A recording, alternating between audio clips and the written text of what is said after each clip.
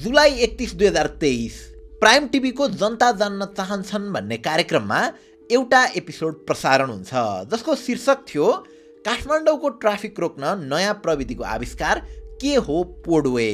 त्यसकै थम्बनेलमा के बालेनले स्वीकारलान् त्यस्तो चमत्कारी प्रविधि भनेर लेखिएको थियो। उक्त अन्तर्वार्तामा पोडवे नामक नयाँ प्रविधि छिट्टै नेपालमा आउने र यसले यातायात क्षेत्रमा आमूल परिवर्तन ल्याउने काठमाडौँ पोडवे कम्पनीका उपाध्यक्ष निल भट्टराईले दाबी गरेका थिए। यो प्रविधि चलिसकेपछि त सबैजना चाहिँ अन टाइम पुग्छन्। यो प्रविधिमा चाहिँ मासमा चाहिँ यसले चाहिँ 50,000 पेसेन्जर चाहिँ पर आवरको दरले चाहिँ यसले ह्यान्डल गर्छ हैन। यसको चाहिँ क्यापेसिटी मेट्रोको बराबर भएको कारणले गर्दा यसमा चाहिँ हामीलाई चाहिँ कुनै समस्या हुँदैन। यो प्रविधिले काठमाडौँको ट्राफिक जाम तथा नेपालभरको यातायात समस्यालाई केही वर्षभित्रै अत्यन्त कम लागतमा समाधान गर्ने भनिएको थियो। योभन्दा पहिले जस्तो नेपालीले मर्सिडिज कार चढ्न सक्छ, आइफोन चढ्न सक्छ, तर 10 रुपियाँ 20 रुपियाँ भाडा तिर्ने चाहिँ हजुरको चाहिँ मास ट्रान्सपोर्टेसनको किन तिर्न सक्दैन? त्यो चिज हाम्रो चाहिँ योभन्दा पहिले चाहिँ फिजिबल कुनै पनि टेक्नोलोजी नभएर चाहिँ नआएको हो। यो चाहिँ क्यापेसिटीको हिसाबले मेट्रो रेल बराबर छ। 50,000 पेसेन्जर क्यापेसिटी ह्यान्डल गर्छ जस्तै छ। यो मेट्रो रेल बराबरै छ। यो चाहिँ के हो भने एउटा मेट्रो रेलले 2000 पेसेन्जर बोक्छ भने हाम्रो 50 वटाले चाहिँ 2000 बोक्छ। छुट्टा छुट्टै इन्डिभिजुअल हाम्रो चाहिँ यो सेन्ट्रल कम्प्युटर एआई आर्टिफिसियल इन्टेलिजेन्सबाट चल्ने भएको हुनाले यो हरेक चाहिँ लिफ्टभन्दा चाँडो जस्तो पिक आवरमा चाहिँ यो पेसेन्जरको चाहिँ फ्लो अनुसार चाहिँ स्टेसनमा निक्लिन्छ। पेसेन्जर कम भएपछि अटोमेटिक बस्छ। यो टोटल्ली चाहिँ एआईबाट चल्छ। अब प्राइम टिभी पश्चात बिस्तारै अन्य मिडियाहरूमा पनि पोडवेकै कुरा गर्दै तिनै निल भट्टराई देखिन थाल्छन्। Techpana, Nepal Khabar, news 24, AB news, Ratopati, online Khabar, Shilapatra, Republica हुँदै हुँदै कान्तिपुरसम्मै यो प्रविधिको बारेमा अन्तर्वार्ता र न्युजहरू यसरी आउन थाल्छन् कि मानौ यो पोडवे आउन साथ देशले काँचुली फेर्छ। रातारात सबै धनी हुन्छन्। काठमाडौँदेखि पोखरा 1 घण्टामा यात्रा गर्न सकिने एआई जडित अन्तर्राष्ट्रिय मान्यता प्राप्त विश्वभर प्रयोग भइरहेको मुआब्जाको विवाद नै नआउने नेपालको भूगोल सुहाउँदो 1 घण्टामा 50,000 यात्रुलाई सुविधा दिने सडक दुर्घटना रोक्ने लगायतकै कुराहरू अधिकांश मिडियाहरूमा भनिन्छ वा लेखिन्छ। मिडियामा यति कुराहरू आएपछि अब हाम्रा नेताजीहरू पनि बिस्तारै यो प्रविधिलाई इन्डोर्स गर्न सुरु गर्छन्। सदनमै कुरा उठाउँछन्। पोडवे यो हामी चर्चा सुनिरहेका छौँ। यसलाई प्रयोग गरेर हेरौँ, यातायात र ढुवानीमा प्रयोग गरौँ। पोडवे वैकल्पिक सार्वजनिक यातायातलाई अगाडि बढाउँ। विशेष गरी हेटुडाको चौकीटोलदेखि काठमाडौँको टेकुसम्म जमिनका लागि कुनै समस्या छैन। पूर्वाधारहरू जे छ त्यसमा समस्या छैन, सरकारकै सम्पत्तिको रूपमा रहेको छ। यसलाई सदुपयोग गर्नका लागि यो संरचनालाई सदुपयोग गरेर पोडवे वैकल्पिक सार्वजनिक यातायातलाई अगाडि बढाउँ। म मान्य मन्त्रीजीको पनि यसमा ध्यान आकर्षण गराउन चाहन्छु। तर म आफै पनि इन्जिनियर भएकाले जब यसको जताततै चर्चा सुरु भयो यसको बारेमा आफै अध्ययन गर्न तम्सिएँ। आफ्ना सिनियर इन्जिनियर र प्रोफेसरहरूसँग कन्सल्ट गरेँ। केही समयको रिसर्च पछाडि यसरी मिडियामा दाबी गरिएको अधिकांश कुराहरू झुटो भएको पत्ता लाग्दै गर्दा यता सरकारले भने यो प्रविधिलाई अन्तर्राष्ट्रिय मान्यता प्राप्त भन्दै अध्ययनै नगरी बजेटमा इन्क्लुड गरिदियो र निर्माण नै गर्ने भनिदियो। पृथ्वी राजमार्गको विमल नगरदेखि गोर्खाको लिगलिकोट, भत्सेक, बारपाक, बुङकोट, गोर्खा बजार, मनकामना, बेनीघाटसम्म पोडवे लगायत प्रणालीको सम्भाव्यता अध्ययन र लगानी ढाँचा तय गरी निर्माण कार्य अगाडि बढाइनेछ। तर विश्वभरि सार्वजनिक यातायात प्रणालीको रूपमा पोडवे नामको कुनै पनि प्रणाली छैन।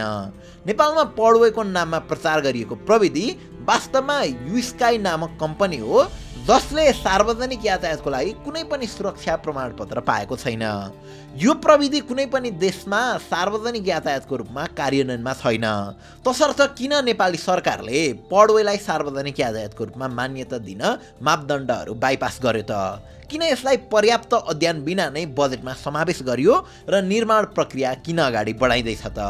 यस रहस्यको पछाडि क्यानेडियन नागरिकको नेतृत्वको समूह रहेको छ जो विगत 4 वर्षदेखि नेपालमा सक्रिय छ। यदि सरकारले यसरी नै गोथे पारा देखाउने हो भने भोलिको दिनमा यही प्रविधिको कारण तपाईँ हाम्रो पैसा र ज्यान दुवै खतरामा छ। आखिर किन त? आउनुहोस् एउटा बन्दै गरेको ठुलो स्क्यामलाई आज पर्दाफास गर्ने कोसिस गरौँ आजको इनडेप्थ स्टोरीमा।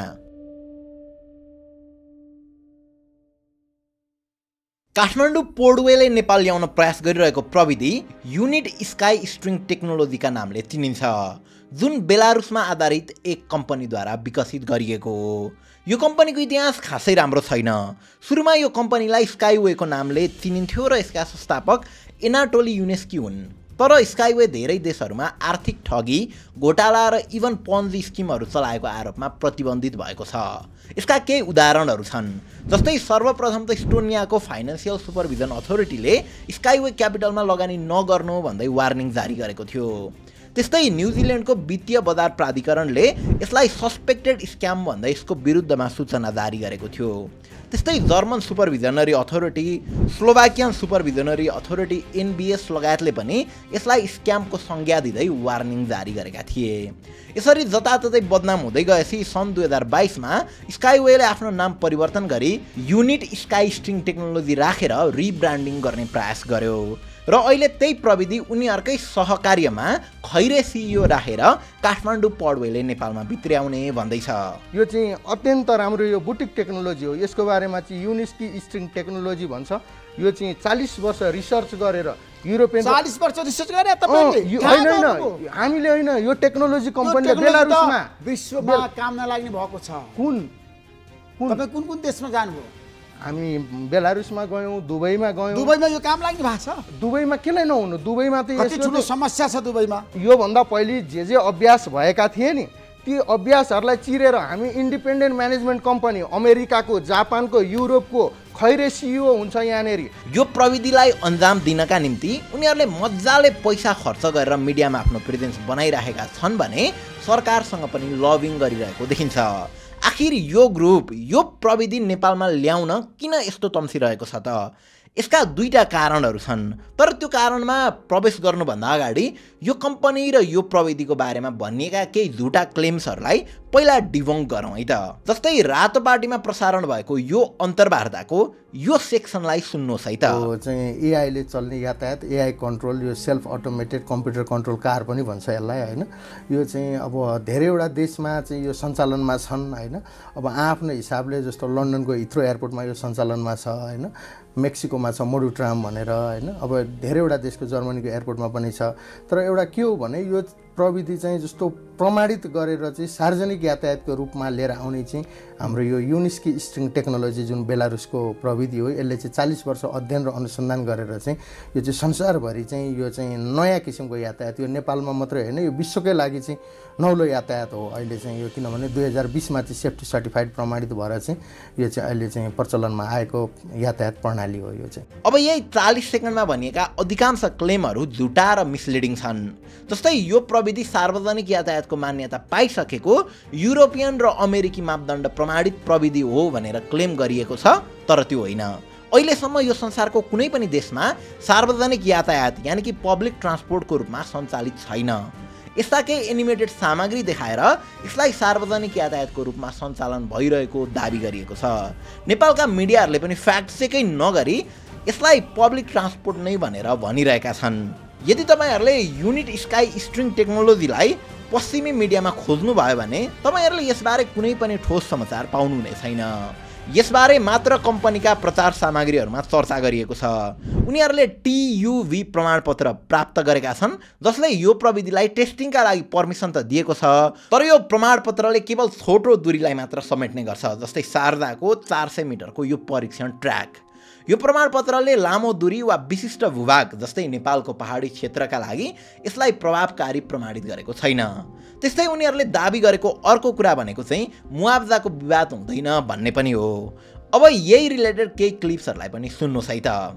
अब यसमा चाहिँ हरेक वर्ष यो बढ्दो छ होइन। अब अहिले मेची महाकाली रेल बन्ने लागतको चाहिँ 50% लागतमा मुआवजा विवाद बिना चाहिँ हामीले यो प्रविधि चाहिँ 5 देखि 7 वर्षमा चाहिँ मेची महाकाली विस्तार गर्न सक्छौँ। हामीसँग चाहिँ अझ एउटा चाहिँ हाई स्पिडको ट्र्याक पनि छ, त्यसको चाहिँ 500 किलोमिटर पर आवर हो। त्यो त मैले यहाँ इन्ट्रोड्युसै गरेको छैन। हामीसँग 3टा ट्र्याक मध्ये चाहिँ एउटा हाई स्पिड ट्र्याक छ। त्यो हामीले हाई स्पिड ट्र्याक चाहिँ मेची महाकाली चाहिँ हामीले विस्तार गर्न सक्यौँ भने दिल्लीको मान्छे दार्जिलिङ, नेपाल हुँदै जान्छ, दार्जिलिङको मान्छे दिल्ली नेपाल हुँदै जान्छ। किन मेची महाकाली 2 घन्टामा हुन्छ भनेपछि उसले चाहिँ त्यहाँ 12-14 घन्टा 15 घन्टा चाहिँ यात्रा गर्नुपर्ने छोडेर 2 घन्टामा यहाँबाट गर्छ। महेन्द्रनगरको चाहिँ बोर्डरबाट चाहिँ तुरन्त 4-5 घन्टामा दिल्ली पुग्न सक्छ। हामी काठमाडौँदेखि पोखरा कति समयमा पुग्न सक्छौँ र कति पैसा लाग्छ? यसलाई अब हामीले बनाउनलाई जस्तो अहिले भइरहेकै बाटोको माथि हामीले चाहिँ यसलाई निर्माण गऱ्यौँ भनेदेखि मुआवजा विवाद बिना चाहिँ यसलाई लगभग 150-60 किलोमिटरमा चाहिँ हामीले बनाउन सक्छौँ होइन। यसलाई चाहिँ दूरी केही ठाउँमा छुट्टिन्छ, पुलहरू बनाउनु पर्दैन, बाटोहरू घुमाउनु पर्दैन। अब यो बनायौँ भने हामीले चाहिँ 1 घन्टामा पोखरा काठमाडौँ हुन्छ। 1 घन्टामा? 1 घन्टामा प्राइभेटले लगानी गर्दा पनि 1500 रुपियाँ लागतमा 1 घन्टामा पोखरा पुगिन्छ। 10 रुपियाँ किलोमिटरले चाहिँ मैले अनुमानित प्राइभेटले लगानी गर्दा यसमा सरकारले बिजुलीमा subsidy, VGF viability gap funding केही दियो भनेदेखि 500 देखि 700मा चाहिँ पोखरा काठमाडौँ गर्न सकिन्छ। अब यसलाई बनाउन जग्गा नचाहिने भएकाले मुआवजाको विवाद हुँदैन। सरकारले बाटो बनेकै ठाउँमा त्यसको माथि राइट अफ दि वे दियो भने 500 किलोमिटर पर आवरकै स्पिड हुने गरीसम्म पनि हामी पूर्व पश्चिम वा काठमाडौँ पोखराको पडवे निर्माण गर्न सक्छौँ भनिएको छ। तर अगेन यो कुरा के छ भने अघि मैले भने नि यसलाई 400 मिटर भन्दा बढी त्योभन्दा लामो काहीँ पनि बनाइएकै छैन र काठमाडौँ पोखरा वा पूर्व पश्चिम त डिस्टेन्सले मात्र नभएर नेपालको भूगोल ग्रेडियन्ट केही कुराले पनि सम्भव नै छैन। यो टेक्निकल्ली असम्भव कुरा हो र काठमाडौँ पडवेले दाबी गरेको 150 किलोमिटर प्रति घण्टा अथवा 500 किलोमिटर पर आवरको कुरा अर्को ठुलो जोड हो, किनकि परीक्षणका क्रममा यो प्रविधि केवल 30-35 किलोमिटर प्रति घण्टा मात्र चलेको छ। उनीहरूले दाबी गरेको गति अहिलेसम्म अचिभ भएकै छैन। अब लन्डन र मेक्सिकोमा पनि यो प्रविधि त छ भनिएको छ, तर तपाईँ आफैले इन्टरनेटमा खोज्नु भयो भने पनि देखिहाल्नुहुन्छ। हाम्रो काठमाडौँको फन पार्क अथवा काहीँ मेलाहरूतिर हुने यस्तो रोलर कोस्टर जस्तो लिकमा कुदाइएको छ। कम्पनीले क्लेम गरे जस्तो स्ट्रिङमा कुदाइएको होइन र जग्गामा कति धेरै कन्स्ट्रक्सन गर्नु परेको छ त्यो त तपाईँले देख्नु नै भयो। सो मुआवजाको विवाद आउँदैन भन्नु नै सरासर झुट हो। अब हामीले खासमा यो भिडियो नबनाऊ भनेर भनेका थियौँ, तर कम्पनीको गतिविधिले भन्दा पनि हाम्रो सरकारको गतिविधि देखेर दया माया लागेर त्यही भएर यो भिडियो बनाउँदैछौँ। किनकि 4 महिना अगाडि यो प्रविधिमा पर्याप्त अध्ययन बिना नै नेपाल सरकारले राजपत्रमै प्रकाशित गरेर यो टेक्नोलोजीलाई पब्लिक ट्रान्सपोर्टको रूपमा रिकग्नाइज गरिदियो। नेपालीहरूको आइक्यू कम छ त्यसै भनिएको होइन रहेछ। संसारमा काहीँ कतै पनि यसलाई पब्लिक ट्रान्सपोर्टको रूपमा प्रयोग गरिएकै छैन, तर हामीले त यहाँ त यसलाई राजपत्रमै पब्लिक ट्रान्सपोर्ट भनेर भनिदिइसक्यौँ। अझ लाजमर्दो कुरा त विश्वमै काहीँ नभएको यो प्रविधिलाई सरकारले बजेटमै समावेश गरिदिएको छ। अनि त्यही पश्चात लुम्बिनीमा डिपिआरकै काम अगाडि बढिरहेको छ र पोखरा महानगरपालिकाले त्यसलाई आफ्नो नीति तथा कार्यक्रममा नै समावेश गरिदिएको छ। यसले भोलिको दिनमा सरकारलाई ठुलो घाटा गर्ने प्रश्न छ। त्यसो भए नेपाल सरकारले पोडवेलाई बिना पर्याप्त अध्ययन नै बजेटमा समावेश चाहिँ किन गर्यो त र निर्माण कार्य सुरु किन भयो त? यस रहस्यको पछाडि विगत 4 वर्षदेखि नेपालमा सक्रिय रहेको एउटा समूह छ जसलाई एक क्यानेडाली नागरिकले नेतृत्व गर्दै आएका छन्। यही समूहले पर्दा पछाडि रहेर सरकारसँग लबिङ गर्दै काम अगाडि बढाएको हो। सन् 2019 मा एक क्यानेडाली नागरिक जन पिटर वालले नील भट्टराई नामक एक व्यापारीसँग साझेदारी गर्दै पडवे नेपाल नामक कम्पनी स्थापना गरे। यस कम्पनीमा डाक्टर शम्भु कुमार चौधरी र माइकल नाम गरेका यी अर्का विदेशी सदस्य पनि सामेल थिए। कम्पनीको उद्देश्य नेपालमा पडवे प्रविधि ल्याउने थियो। पिटरले क्यानेडामा योजना बनाए र नीलले नेपालमा काम सुरु गरे। त्यसबेला नेपालको सर्वसाधारणलाई यो प्रविधिबारे कुनै जानकारी थिएन। पडवे लागू गर्नु पहिले आवश्यक भनिने सरकारी नीति स्वीकृत गर्नुपर्ने थियो। नयाँ प्रविधिलाई सार्वजनिक यातायातको रूपमा मान्यता दिनु पूर्व विभिन्न प्रक्रियाहरू पूरा गर्नुपर्ने थियो। मान्यता दिनु अघि सरकारले प्रविधिको अध्ययन गर्नुपर्ने थियो। नीति विकास प्रक्रियालाई सहज बनाउनका लागि कम्पनीले समाजका विभिन्न पक्षहरूसँग संवाद गर्नुपर्ने थियो, मिडियामा अभियानहरू सञ्चालन गर्नुपर्ने थियो, छलफल तथा अन्तर्क्रिया कार्यक्रमहरू गर्नुपर्ने थियो। तर आश्चर्यचकित रूपमा कम्पनीले यी सबै केही पनि नगरिकन स्थानीय र प्रादेशिक सरकारसँग गुपचुप रूपमा लबिङ गर्न सुरु गर्यो। उनीहरूले त तारकेश्वर नगरपालिकाबाट सम्भाव्यता अध्ययनमा बजेट सुरक्षित गर्न र सुदूरपश्चिम र कर्णाली प्रादेशिक सरकारमा पडवे प्रबन्धन गर्ने गरी प्रयासहरू गरे। स्थानीय सरकारबाट रकम सङ्कलन गर्न असफल भए पछाडि कम्पनीले केन्द्रीय सरकारसँग लबिङ गर्दै मिडियामा अनेक अभियानहरू सुरु गर्न थाल्यो। गोकर्णेश्वरका पूर्व मेयर सन्तोष चालिसेले सरकारसँग लबिङमा महत्त्वपूर्ण भूमिका खेले र मन्त्री मेटमणि चौधरीले यो परियोजनाका लागि बजेट छुट्याए। अहिलेसम्म यस विषयमा सबै मिडियाका रिपोर्टहरू एकपक्षीय छन्। कुनै पनि मिडिया आउटलेट वा नेपालका पत्रकारहरूले कम्पनीको उद्देश्यबारे प्रश्न उठाएका छैनन् र यसको डेप्थमै गएर अध्ययन गरेका छैनन्। न त यसमा कोहीबाट स्वतन्त्र अनुसन्धान नै भएको छ र यही काम हामीले गर्ने प्रयास मात्र गर्दैछौँ। यो सबै उनीहरूको गतिविधि हेरेर कम्पनीको उद्देश्य नै बुझ्ने हो भने यो कम्पनीको दुईटा उद्देश्य हुन सक्छ। एक त सायद नेपाललाई टेस्टिङ ग्राउन्डको रूपमा प्रयोग गर्न खोजिँदैछ। हामीले टेस्टिङ स्टेजमा रहेका औषधिहरू अथवा प्रविधिहरू अनुदान स्वरूप नेपाल जस्ता थर्ड वर्ल्ड कन्ट्रिजहरूमा पठाउने गरेको त सुनेकै हो। सायद यो केसमा पनि यो प्रविधि काम लाग्छ कि लाग्दैन भनेर चेक गर्नलाई नेपाललाई एउटा टेस्टिङ ग्राउन्डको रूपमा प्रयोग गर्न खोजेको पो हो कि भन्ने पनि आशंका छ। यदि यसो हो भने यसले हाम्रो ज्यान नै खतरामा पार्नेछ।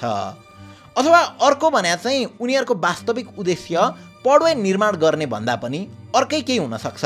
जस्तै उनीहरू यसलाई प्रचारबाजी गरेर यसकै नाममा पैसा सङ्कलन गरेर भाग्न सक्छन्। उनी आफैले पटक पटक इन्टरभ्यूमा भनेका यी कुराहरूलाई सुन्नुहोस् है त। 3 करोड नेपाली जनतालाई चाहिँ राखेर चाहिँ एउटा सामूहिक कम्पनी बनाऊ। अझ राज्यले चाहिँ राष्ट्रिय परिचय पत्र बनेको हरेक नेपालीलाई 100 किता सेयर सुनिश्चित गरिदियोस्। 100 किता सेयर, पैसा होइन सेयर। त्यसपछि त्यो कम्पनी चाहिँ अन्तर्राष्ट्रिय स्तरको व्यवस्थापक कम्पनीलाई व्यवस्थापन जिम्मा गर्न दिने अनि त्यसमा चाहिँ नपुगेको रकम चाहिँ सम्पूर्ण नेपालीलाई नै आह्वान गर्ने। सारा नेपालीलाई सहकार्य गरेर सबै राष्ट्रिय परिचय पत्र बनाउने नेपालीले चाहिँ 1 किता चाहिँ यो कम्पनीमा चाहिँ सेयर किन्न पाउनुपर्छ। सबै नेपालीको साझा कम्पनी हुनुपर्छ। इन्डिपेन्डेन्ट म्यानेजमेन्टले कम्पनी ह्यान्डल गर्छ। हामी कसैले छुँदैनौँ। कसैले चाहिँ 10,000 रुपियाँ पैसा भयो भने नि पडवेको चाहिँ सेयर किनौँ न भनेर चाहिँ किन्ने कम्पनी बनाऊ। यसरी उनको अन्तर्वार्ता सुन्दा पनि पटक पटक 3 करोड नेपालीले सेयर हाल्न पाउनुपर्छ भनेको सुनिन्छ। जब कसैले 3 करोड नेपाली भनेर केही भन्न सुरु गर्छ तब नै मलाई फिसी लागिहाल्छ। सायद यहाँ पनि उनको प्लान सायद पैसा उठाएर भाग्ने नै पनि हुनसक्छ। यसरी हेर्दा सबै कुरा फिसी छ। यस्तो हुँदाहुँदै पनि सरकार चाहिँ किन यो प्रविधि ल्याउन पछि परेको छ त? यो झन् शङ्कास्पद कुरा हो। निल भट्टराई र काठमाडौँ पडवेले गोकर्णेश्वरका पूर्व मेयर नेपाली कङ्ग्रेसका सन्तोष चालिसेलाई भेटेर सरकारसँग लबिङ गरे। एकीकृत समाजवादीका मेटमणि चौधरी सहरी विकास मन्त्री भएको बेला यसलाई अगाडि बढाए र पछि माओवादीका वर्षमान पूर्ण अर्थमन्त्री भएको बेला यसलाई बजेटमै हटाए। अनि एमालेका महेश बर्तौला र माओवादीका हितराज पाण्डेले यसबारे सदनमा कुरा उठाए। अनि राष्ट्रपालले पनि यसमा भाग खोज्दै आफ्नो पार्टी कार्यालयमै यो टिमलाई बोलाएर यसरी डिस्कसन नै चलायो। यसरी हेर्दा कङ्ग्रेस, एमाले, माओवादी, एकीकृत समाजवादी, राष्ट्रपा सबै यसमा इन्भल्भ भएको देखिन्छ। प्रश्न उठ्छ, यसरी उनीहरू इन्भल्भ हुँदै गर्दा के उनीहरूलाई यो प्रविधि संसारमा काहीँ पनि सार्वजनिक यातायातको रूपमा प्रयोग नै भएको छैन भन्ने कुरा थाहा थिएन र? कि थाहा भएरै पनि उनीहरूको अर्कै स्वार्थ थियो त यसमा? कतै अर्बको चलखेल त भएको होइन? धेरै प्रश्नहरू छन्। हामीले त इन्टरनेटमा अभाइलेबल सबै इन्फर्मेसनहरूलाई कलेक्ट गरेर यहाँनिर तपाईँहरूमा एउटा हुन लागेको स्क्यामलाई यसरी प्रस्तुत गरिदियौँ। अब मलाई यो अतिरञ्जित बनाएर के गरेर केही पनि भन्न मन छैन। अब यी सबै प्रश्नहरूको उत्तर खोज्ने र सोसल मिडियामा बज क्रिएट गर्ने काम तपाईँहरूकै हो। हस् त, थ्याङ्क यू फर वाचिङ।